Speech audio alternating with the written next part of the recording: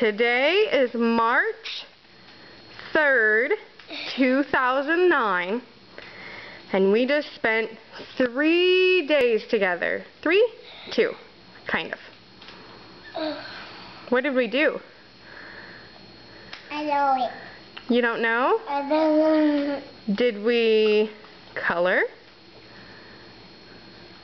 Did we work on our letters? Don't be shy to do something. Uh-huh. I spent the night 3 nights. It was fun, wasn't it? Yeah. Did you like it? Uh-huh. Where did you sleep? You slept upstairs? I love every night. Uh-huh. Well, you slept on... William, be careful. Why? Can you give her a kiss and a hug?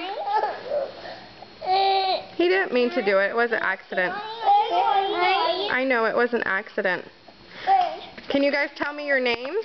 Let's start over here. Who are you? Jeremy. Jeremy and Waddy. Oh. Julia and Waddy. William. William and Ronnie and Julia and Jeremy. Sister, are you picking your nose?